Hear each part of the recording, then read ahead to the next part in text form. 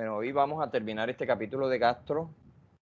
Nos queda la clase de anticonceptivos hormonales, que es la última clase, y la próxima semana estamos dando inicio a las exposiciones el próximo martes con ustedes. Recuerden que hasta el jueves tienen plazo de entregarme las diapositivas, los diferentes grupos. ¿Estamos de acuerdo? Sí, doctor. Bueno, listo. Sí, entonces no hay nada más que hablar sobre esa temática. Bueno, hoy vamos a ver, a continuar. Recuérdense que terminamos en la clase pasada hablando de lo que tiene que ver con hemorroides, por qué se producen las hemorroides, generalmente por estreñimiento, constipación, ¿cierto? Eso fue lo último que vimos. Entonces, para el tratamiento de las hemorroides, trombosis hemorroidales, fisuras anales y proctitis, hay unos medicamentos que son antiinflamatorios anales. Algunos ayudan a mejorar el prurito porque estos pacientes suelen presentar prurito después de esa inflamación grande que se presenta relacionada directamente con eso. Entonces, dentro de este grupo de medicamentos está el sulfato de magnesio, el acetato de aluminio y los esteroides. Ahí hablamos también del hidróxido de aluminio, que se utiliza mucho. Entonces, aquí lo que vamos es a tratar un síntoma. Aquí no vamos a curar una enfermedad. Quiero que eso lo tengan claro también. Nosotros vamos a ver hemorroides, trombosis hemorroidales, fisuras anales y proctitis. Usted con una crema, usted con un polvo en solución, en suspensión, no va a lograr curar este tipo de enfermedades. Entonces es importante que eso también lo tengamos bien en cuenta y bien claro. En ese orden de ideas, uno de los medicamentos que usamos es el acetato de aluminio. Este acetato de aluminio no tanto actúa como antiinflamatorio. Este lo usamos más que todo para el prurito anal, que se presenta muchas veces en los pacientes por cualquier tipo de infección local o cualquier tipo de inflamación. Entonces, comercialmente este se conoce como Domeboro, es muy conocido, se utiliza muy frecuentemente. Todo ese tipo de medicamentos nosotros lo estamos usando y los usamos de manera seguida, de manera continua, para tratar ciertas patologías específicamente relacionadas con lo que le estoy comentando. Son muy relacionadas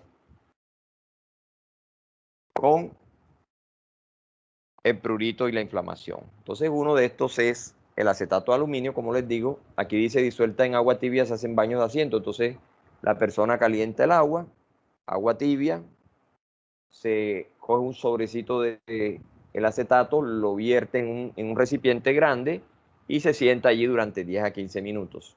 Eso va a disminuir mucho el prurito y va a ayudar de alguna manera, de manera indirecta, un poquito en el tema de la inflamación. Entonces, en estos pacientes vamos a tener un alivio pequeño, pero lo vamos a tener con respecto a el uso de estos medicamentos. Tenemos esteroides más anestésicos. Ustedes me están escuchando, ¿cierto? Sí, doctor. Sí, doctor. Y están viendo la pantalla, ¿verdad? Sí, señor. Bueno, entonces tenemos esteroides más anestésicos. Yo pregunto, ¿qué haríamos nosotros con un esteroide más un anestésico en un paciente con hemorroides, un paciente con proctitis, un paciente con fisura? Cuéntenme a ver, ¿qué se les ocurre que haríamos allí? Para calmar el dolor y bajar la inflamación. No.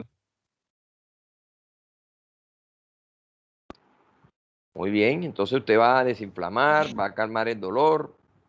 Esa es una de las opciones que nosotros estamos revisando directamente allí para tener en cuenta.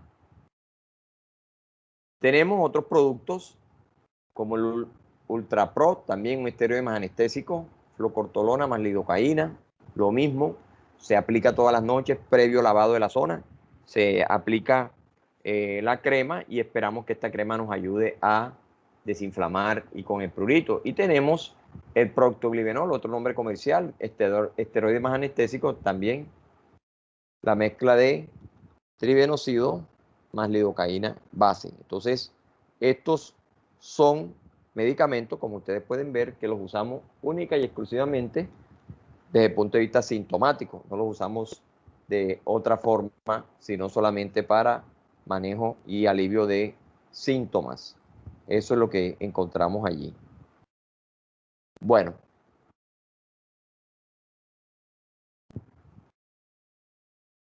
Ahora vamos a hablar de los antieméticos. ¿Queda claro los antiinflamatorios o desinflamatorios locales para esos pacientes con hemorroides y demás? Sí, doctor. Señor. Sí, Esto es doctor. algo muy sencillo, muy puntual. Vamos a mirar ahora los antieméticos.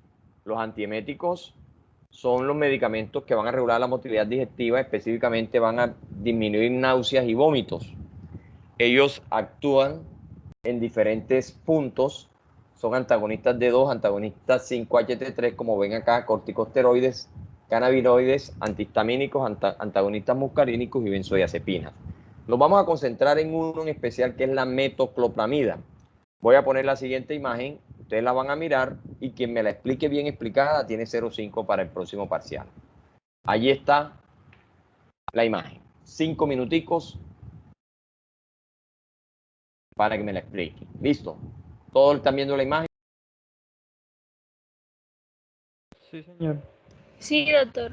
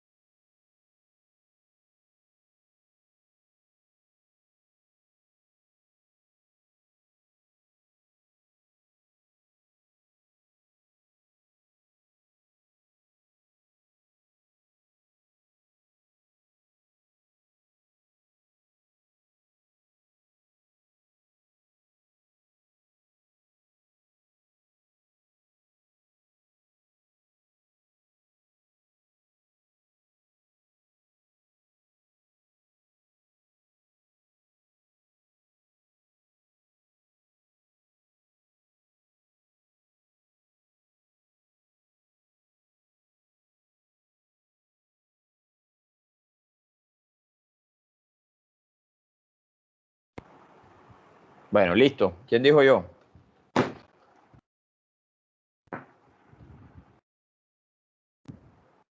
Doctor, yo, Brito. El Brito. Bueno, en esta gráfica lo que podemos observar es principalmente las vías que pueden llevar a nosotros a estimular el bulbo raquídeo, especialmente el centro emético, y producir el vómito. Entonces, pues tenemos, vamos a empezar por la izquierda, tenemos la estimulación sensorial, que principalmente es una vía periférica que estimula a través del sistema nervioso central, termina en los centros supresores y por último termina en el centro emético, ¿cierto? Provocando el vómito.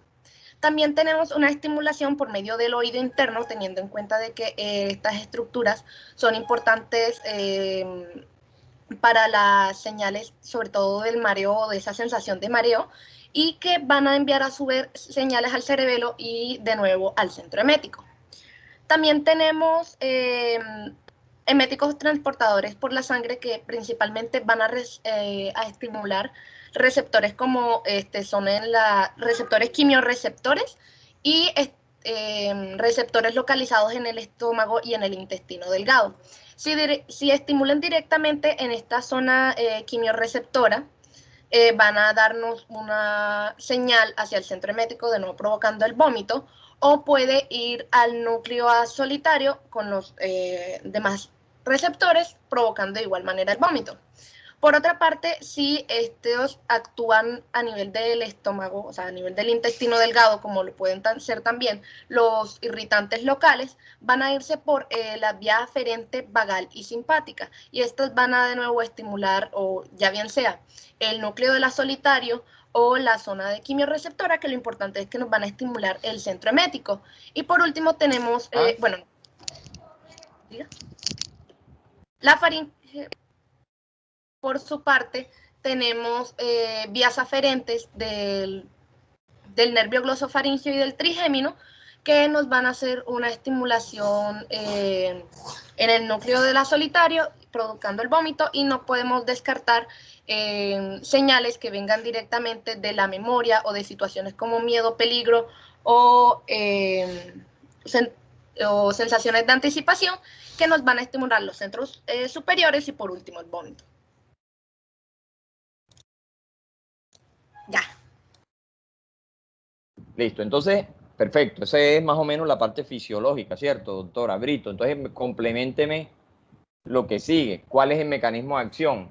Mire que acá dice que es un fármaco sustituto de benzamida que pertenece a los neurolépticos y que sirve por sus propiedades antieméticas, pero aquí está el mecanismo de acción. Entonces, mire lo que dice ahí y encájemelo con lo que acabo de explicar. ¿Cuál sería el mecanismo de acción entonces? Léalo y me voy a devolver a la diapositiva. Doctor, ¿puedo participar? Claro, claro. ¿Quién va a participar? Cordero Soto. Cordero. Listo, Cordero. Me voy a devolver. Estoy hablando del mecanismo de acción. Sí, que a partir, como habíamos Ahí, dicho, dígame dónde actúa. ¿Dónde actúa entonces la metoclopramida? Ahí tiene la imagen. Sí, esos fármacos antieméticos van a bloquear esos receptores, más que todo el centro emético, y bloquean uno o más de esos receptores. Podemos, más que todo en el sistema nervioso central, como lo vemos ahí en la imagen. Como tal, los receptores de dopamina tipo 2, que está ahí en la imagen, D2, receptores de serotonina tipo 3, de histamina y colinérgicos muscarínicos tipo 1. Entonces, doctora, ¿qué hacemos nosotros cuando damos la metoclopramida? Lo que va a hacer es que no se va a presentar ese estímulo de vómito. ¿Por qué razón? ¿Qué está vómito, bloqueando usted? Porque se bloquea el centro del vómito, que es el centro emético. ¿Y dónde bloquea ese centro emético? A nivel de esos receptores de dopamina tipo 2, como lo vemos en la imagen, D2, los que había mencionado anteriormente. Bueno, entonces me voy a ir a otro punto importante. Ellos dicen que tiene actividad prokinética, botean todo. Entonces aquí dice que este medicamento sirve para la motilidad gastrointestinal, los trastornos, dispepsias y demás, para náuseas, vómitos. Y acá quiero que miren esto y ustedes me ayuden Dice que tiene estos efectos adversos: inquietud, somnolencia, cansancio, laxitud. Cuéntenme por qué razón. A ver, insomnio, cefaleas, mareos. ¿Qué pasa allí? Porque ellos van a actuar sobre los receptores dopaminérgicos. Ajá. Y por esas razones que ellos tienden a producir pues la somnolencia. Van a ser como más que todo con el sueño. Muy bien. Entonces, ¿tiene efectos de qué tipo? Del sistema nervioso central, ¿cierto? Sistema nervioso. Y eso nos lleva a tener efectos. Entonces, ojo, porque eso me lleva a lo que sigue: la sobredosificación o intoxicación. Frecuente, oyeron, muy frecuente la intoxicación, sobre todo en niños. ¿Por qué razón? A ver, ¿qué creen ustedes que se presente y cuál es el cuadro que tendría un paciente con una intoxicación por metoclopramida? La somnolencia. Ajá, pero ¿por qué razón se daría? ¿Por qué cree usted que es muy frecuente o es más frecuente, no muy frecuente, es más frecuente en niños la intoxicación que en cualquier otra edad?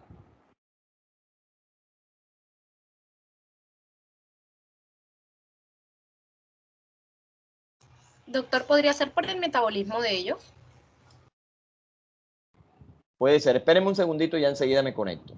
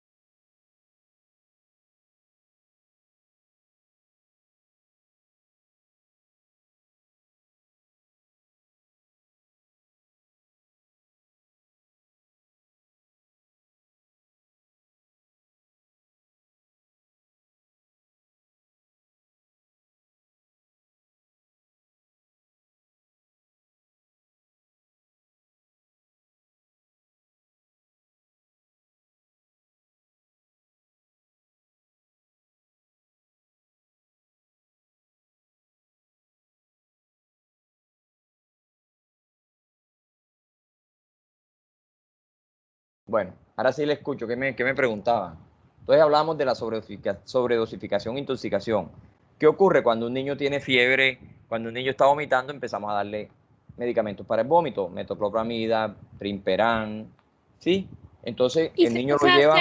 Doctor, yo diría que también afectaría porque se da medicamentos de manera descontrolada. Entonces eso tiende también a generar intoxicación en el niño. Perfecto, y más que todo porque recuerden que este medicamento actúa en el sistema nervioso central y produce meningismo. El meningismo produce una rigidez nucal, produce esa rigidez nucal, nos lleva a ¿qué? A pensar directamente que el niño tiene una meningitis. ¿Por qué razón? Por razones lógicas, ¿cierto? El niño tiene un malestar, el niño tiene fiebre, el niño tiene todo el cuadro compatible con una meningitis, y resulta que no es una meningitis sino un meningismo, y el meningismo lleva a la sensación de rigidez nucal y todo lo que estamos describiendo en este momento. ¿Listo? Eso es importante tenerlo bien clarito. ¿Preguntas sobre esto?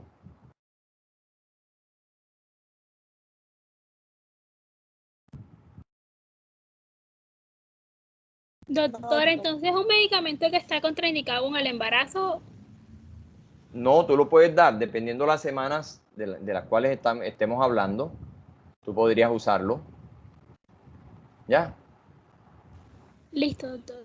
Entonces, eso es lo que nosotros habitualmente debemos rebuscar, debemos mirar bien para que no tengamos inconveniente con ese medicamento. ¿Ya?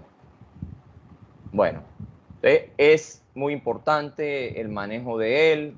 La razón de la importancia es que se usa mucho, porque el vómito es un signo, un síntoma también de mucha frecuencia.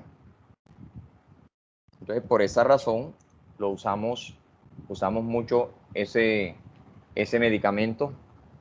Es importante que eso lo tengan muy en cuenta. Vamos a ver en él algunas presentaciones, gotas, comprimidos, ampollas. Sobre todo en la casa empezamos a usar la gota, y eso nos va a generar todo ese tipo de alteraciones específicas que estamos viendo. Bueno, el otro problema que vemos en los pacientes es el problema de colon. ¿Queda claro el tema del vómito, del manejo del vómito? Entonces siempre hay que tener en cuenta la parte del sistema nervioso, ¿oyeron?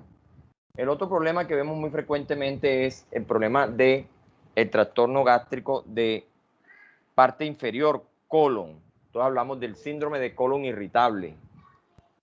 Para este síndrome de colon irritable tenemos algunos medicamentos, entre los cuales voy a hablar de 3: la trimebutina, el pinaverio y la fenoberina. 3 medicamentos voy a hablarles aquí en este grupo.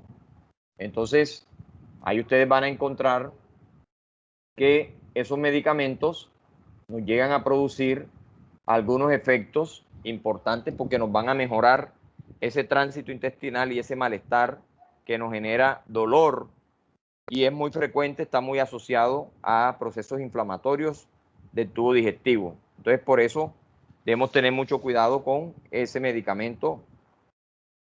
Hay que saberlo usar. Entonces, actúan como agonistas opioides a través de la liberación de péptidos del sistema nervioso del intestino. ¿Cómo se llama el sistema nervioso del intestino? ¿Me lo recuerdan? ¿Alguien sabe? Doctor, en el intestino están dos, ¿no? Sí, claro, pero el conjunto se llama sistema nervioso entérico, ¿cierto? Y se dividen en dos, ¿cierto? Sí, En 2 señor. plexos. Recuérdeme cuáles son esos plexos. Plexo de Auerbach y plexo de Meissner. Perfecto, el plexo de Auerbach y el plexo de Meissner. Uno actúa en la mucosa, el otro en la submucosa, y te va a ayudar al tema de la contracción. Tiene que ver con el complejo motor migratorio, entre otros. Entonces, este medicamento actúa sobre este sistema nervioso del intestino, va a ayudar a mejorar la contractilidad. Generalmente estos pacientes tienen ese problema básico, que es un problema de contractilidad. Entonces, eso nos dificulta mucho el proceso de uso directo de... Recordemos que de la reunión inicial de constitución de cualquier sindicato de iniciadores deben de suscribirse un acta de fundación. Esta es la que se necesita entregar. En estas empresas... Entonces, este es uno de los primeros medicamentos que vamos a ver. ¿Qué buscamos con el síndrome de colon irritable? ¿Cuál es el problema básico que tenemos con este paciente? ¿Me recuerdan? Inflamación, dolor, esa sensación permanente que van a tener. ¿Sí?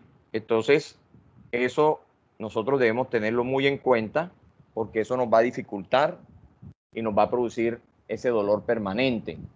Está asociado mucho el síndrome de colon irritable a la parte del sistema nervioso, pero también está asociado muy frecuentemente a problemas netamente, directamente relacionados con los hábitos alimentarios. Por eso es importante una buena alimentación ahí directamente. Estos medicamentos tienen buena absorción por vía oral, unión a proteínas plasmáticas bajas, atraviesan barrera placentaria, vida media de 2 horas, tienen metabolismo hepático y eliminación renal. ¿Y para qué sirven? Tratamiento sintomático, recuerden, dolor abdominal, alteraciones del tránsito intestinal, dolor postprandial. Entonces, está muy directamente relacionado con ese proceso y nos lleva a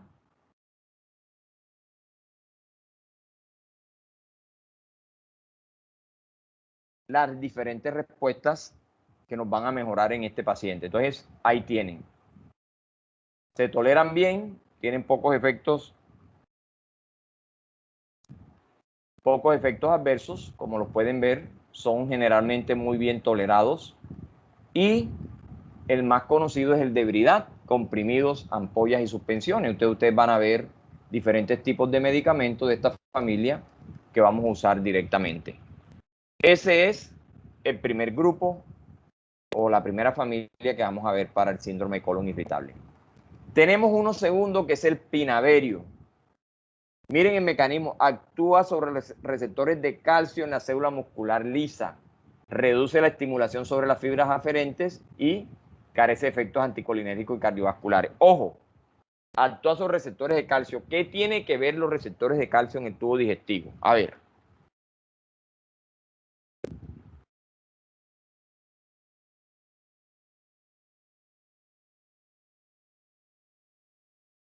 ¿Puedes repetir la pregunta, profesor?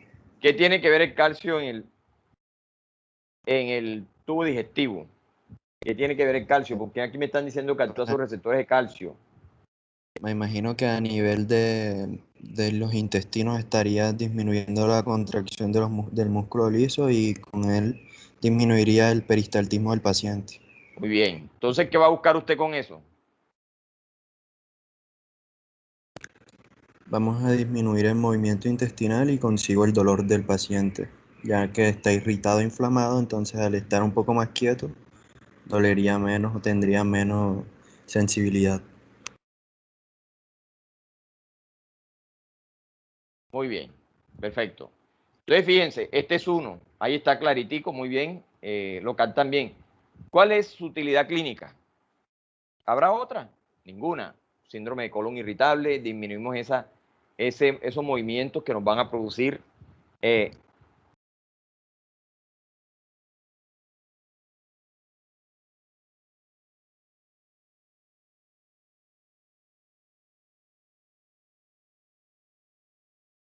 tenemos la siguiente, efectos muy leves realmente que produce. Recuerden que este no produce alteraciones de resequedad de boca ni nada porque no actúa sobre esos receptores que actuaba el anterior. Este señor, aquí tienen la presentación como Dicetel. Bueno, tenemos por último la fenoberina, modulador del gradiente de los canales de calcio, inhibe el ingreso de calcio extracelular y la liberación del intracelular. Cuéntenme, ¿qué entienden entonces como mecanismo de este medicamento?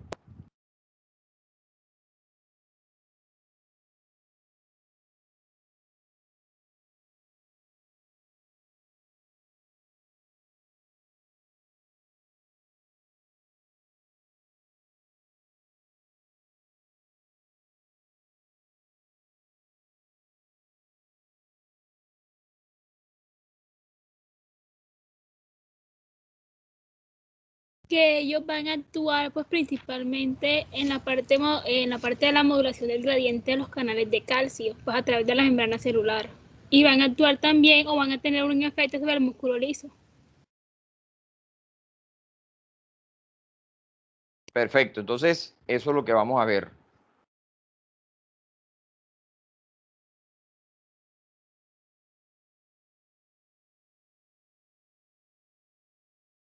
Utilidad clínica, la misma. Síndrome de colon irritable, vamos a disminuir esa sintomatología relacionada directamente con colon y las reacciones alérgicas son muy pocas realmente, náuseas, mialgia y pueden presentar boca seca en muy poca concentración. Y la presentación como Spasmoprid, cápsulas de 100 y 200 miligramos. Entonces, si se me presenta un paciente con síndrome de colon irritable, ¿cómo lo vamos a tratar? ¿Quién me ayuda? A ver.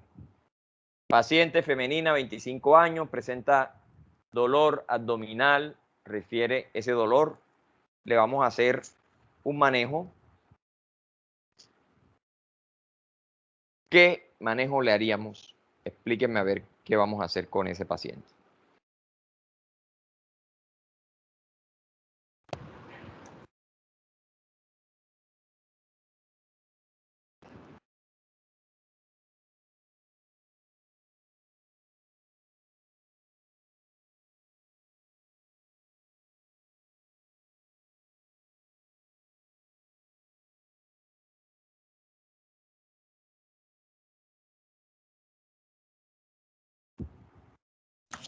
Que se tome 2 cápsulas porque la vida media es de cada 12 horas.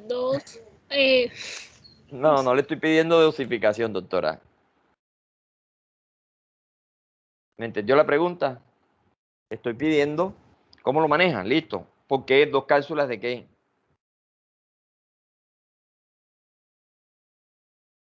Dos cápsulas de Spasmopri. Sí. Y listo, la vida media, todo bien. ¿Y por qué razón utiliza el Spasmopri, doctora?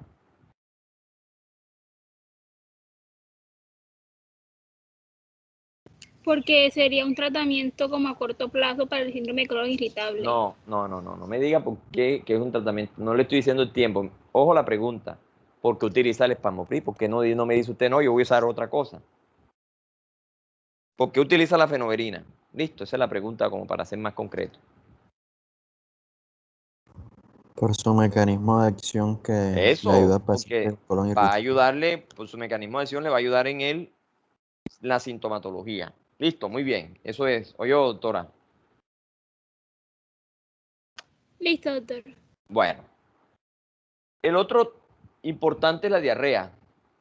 La diarrea te produce una sintomatología clásica, típica, ya ustedes conocen cuál es. Y para eso utilizamos nosotros antidiarreicos. Voy a mencionarles 2 que ya habíamos hablado. Los opioides, recuerden que servían para respiración, para la tos, sirven para dolor y también sirven para la diarrea. El difenoxilato y la loperamida tienen efectos farmacológicos a dosis baja, afectan poco el sistema nervioso, retardan el tránsito intestinal y reducen la secreción o estimulan la absorción. ¿Cuál es el problema del paciente con diarrea? Que tiene un tránsito intestinal muy elevado, ¿cierto? Y eso nos lleva a todo esto que estamos mencionando directamente. ¿Sí? Estimulan la secreción, reducen, la secreción y estimulan la absorción. En la medida en que nosotros absorbamos, vamos a tener menos deposiciones líquidas y eso nos va dando las pautas para el manejo directo de este paciente. ¿Listo? Entonces, el más conocido es el Lomotil. Ustedes es histórico, el otro es el Imodium. Aquí se los menciono. Se pueden combinar con antimicrobianos para mejorar el tratamiento. ¿Por qué razón? Cuéntenme. ¿Por qué yo utilizaría un antimicrobiano con un antidiarreico?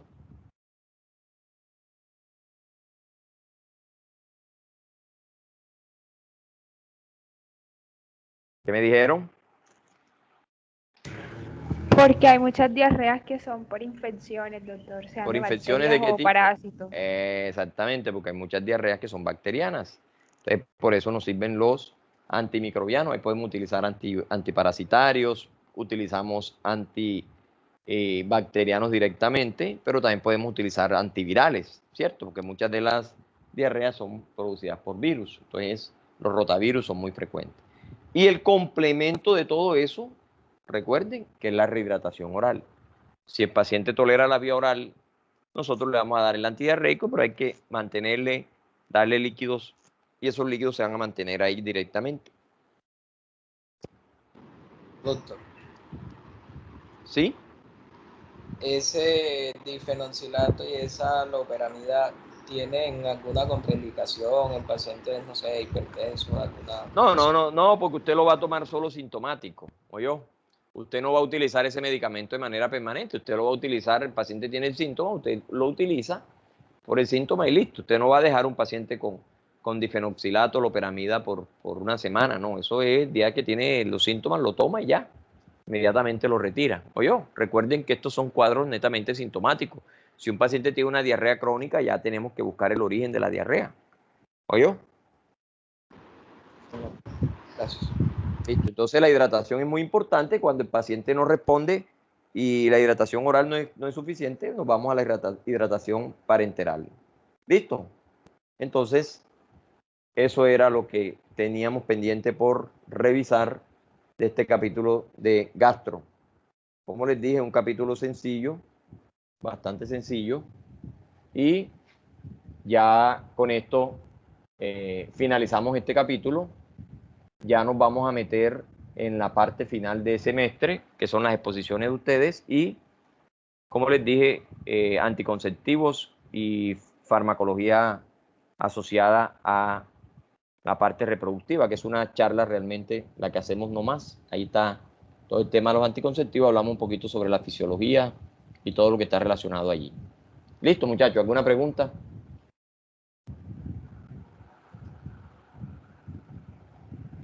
No, doctor. Todo claro. Todo claro. No. Bueno, listo. Bueno, entonces nos estamos viendo. Nos vemos el viernes, ¿no? Sí, doctor. Sí, el Gracias. Bueno. Gracias, pase buena tarde. Gracias.